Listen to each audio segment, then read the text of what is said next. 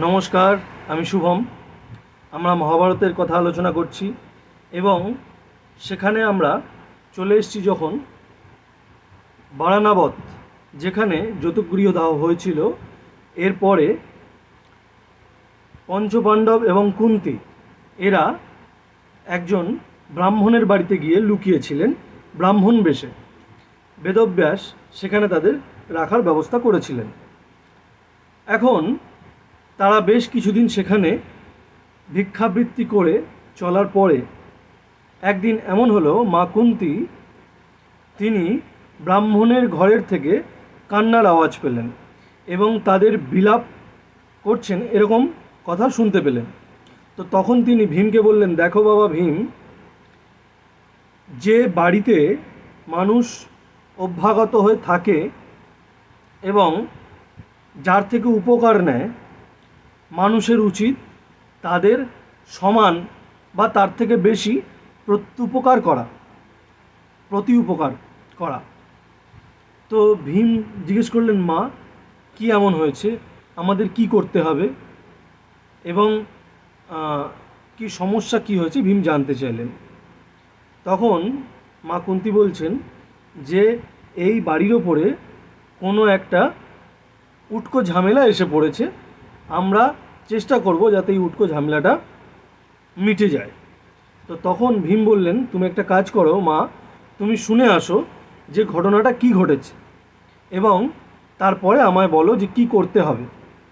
তো তখন কুন্তী যখন এই সমস্ত কথা বলছেন, তখন সেই ব্রাহ্মণের বাড়িতে একটা কান্নার রোল উঠল। ব্রাহ্মণের বাড়িতে কে কে ছিলেন? ব্রাহ্মণ, তার স্ত্রী ব্রাহ্মণী, তার একটা কুমারী কন্যা এবং একটা শিশু পুত্র ছিল।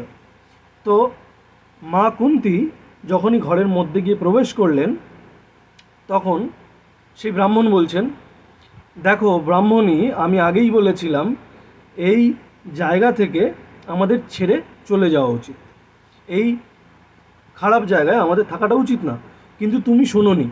তুমি বলেছিলে আত্মীয় পরিজন ছেড়ে এবং এই পৈতৃক বাড়ি ছেড়ে আমরা কোথায় যাব। তো সেই জন্যে আমরা এই জায়গা ছেড়ে যেতে পারিনি এবং আমাদের ওপর এই ঝামেলাটা আমাদের ওপর এসে পড়ল। তো মহারানী কুন্তী তিনি ব্রাহ্মণ, ব্রাহ্মণী, সেই ব্রাহ্মণীর মেয়ে এবং যে ছেলে, তাদের সমস্ত কথাবার্তা শোনার পরে তিনি তাদের মধ্যে ইন্টারফেয়ার করলেন। বললেন, দেখুন যে আমরা আপনার বাড়িতে গলগ্রহ হয়ে আছি, আপনি আমায় থাকতে দিয়েছেন, সেই জন্যে আমরা আপনার প্রতি অনেক কৃতজ্ঞ, কিন্তু আপনার ওপর যে এই সমস্যাটা এসছে সেই সমস্যাটা আমায় খুলে বলুন, কেননা সমস্যাটা যে কী তখন সেটা বোঝা যাচ্ছিল না। সবাই বলছে যে আমি যাব, এও বলছে আমি যাব, ব্রাহ্মণী বলছে যাবে, ব্রাহ্মণের মেয়ে বলছে যাবে, ছেলে, কিন্তু যাবেটা কোথায়, ঘটনাটা কী? তখন ব্রাহ্মণ বললেন, দেখুন এখানে বক বলে একটা রাক্ষস আছে, সেই রাক্ষসটা প্রত্যেক পূর্ণিমায় একজন করে বা প্রত্যেক অমাবস্যায় একজন করে প্রত্যেক বাড়ি থেকে তাকে 40 মণ চাল সেটা তার জন্য নিয়ে যেতে হয়, 2টা মহিষ নিয়ে যেতে হয় এবং তাকে সশরীরে যেতে হয়। সেই মানুষ এবং মহিষ এবং সেই চাল সেই রাক্ষসটা খায়, খেয়ে তার শান্তি হয়। তো এই জন্যে এইবার আমাদের পালা, সবার পালা হয়ে গেছে, এবার আমাদের পালা, এই জন্য আমরা শঙ্কিত যে আমরা কে যাব।